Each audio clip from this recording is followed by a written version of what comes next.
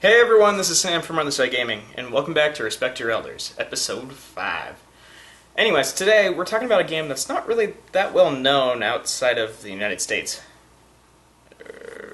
Or Europe, for that matter. Pretty much everywhere outside of Japan. Yeah, Legend of the Mystical Ninja. Now, I feel this game doesn't really get the respect that it probably should. I mean, it's a great game, and that's why I'm here to tell you all about it. So, with that, how about we get into it? Wait a second. Wait, hold on. Before I do anything, I need to get this out of the way. Japanese game show montage!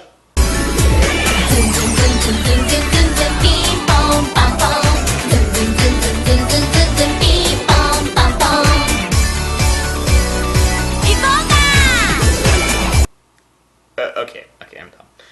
How about now we get into it? Let's go back to feudal-era Japan. Yeah, I know that's pretty far off from Tennis for Two, but just stick with me here for a second. In Japan, there was a man named Ishikawa Goemon. He was a bandit who was sort of like a Robin Hood figure in Japan. Not much is known about his actual life, unfortunately, except for his death, where he was executed in a pot of boiling oil with his son. Sad, but true. Goemon was known from Robin Hood to a master ninja. It's most likely that his ninja skills were over-exaggerated, but still, pretty cool story. Fast forward about 400 years later, a game released by Konami hit the arcades called Mr. Goemon. It was a pretty simple platformer for the time, and if you'd like to check it out, you can buy it on Microsoft's Game Room. That's all you really need to know about this game. It was the game that started the Goemon series. This series is a juggernaut. So far, as of 2012, the series has over 20 games and spans over 13 consoles, including mobile phones, in Japan. Not only has it spanned different consoles, but it also spanned different genres like RPGs and action-adventure.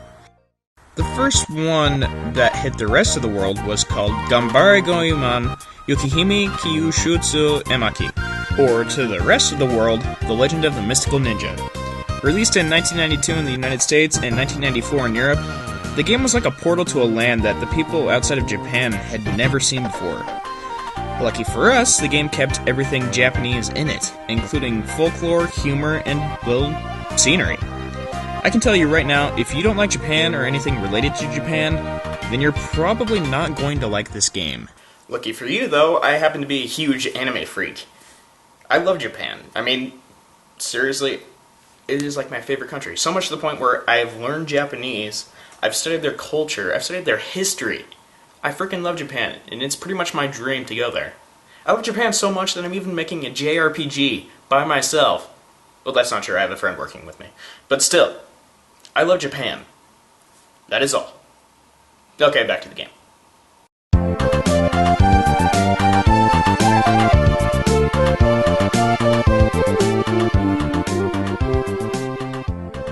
So when you start the game, you're introduced to Kid Ying and Dr. Yang. Wait a second. The yin-yang thing is Chinese. Well, I guess you can blame the translation team for that.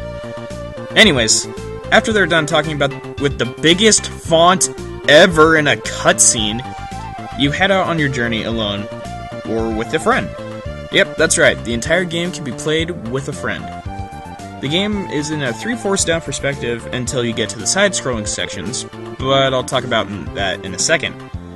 While in town, you can talk to people, play games, and beat up local townsfolk for money.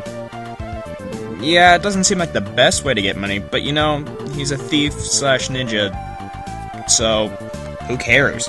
It's what he does. Of course, except for the ladies. With your money, you can travel to different areas, buy things like food and armor, and of course, gamble it all away.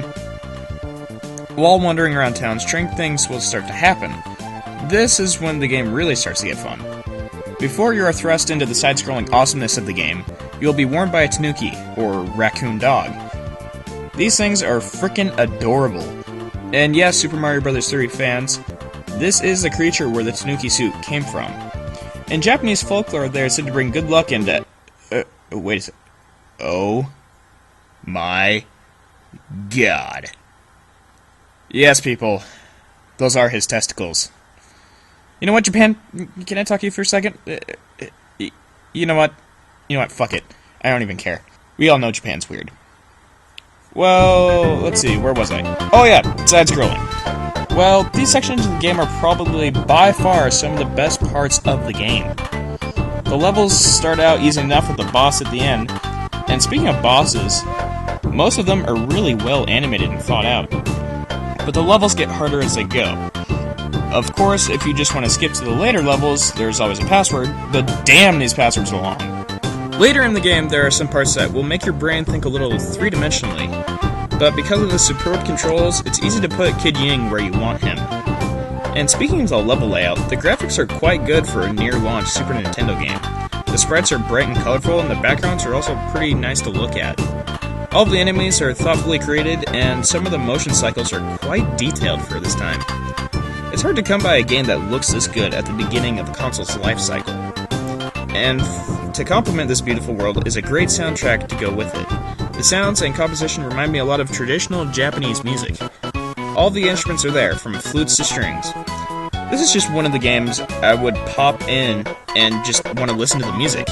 And I dare you not to enjoy this music. I dare you. So as far as gameplay goes, you have two weapons. A smoking pipe that can be upgraded to a yo-yo by collecting cat statues, and you can also throw your money. Of course, to throw money, it costs money. Jumping is also pretty simple.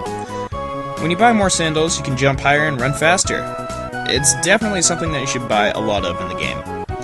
It's overall a fun game to play, and it's not too tough, but it also puts up a challenge at times.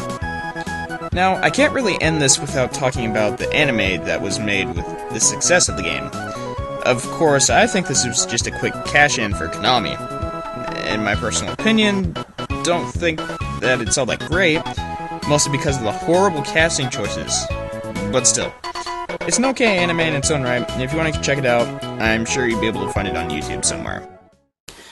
Legend of Mystical Ninja is a game you should definitely play before you go 6 feet under. I mean, it's a lighthearted game about ninjas.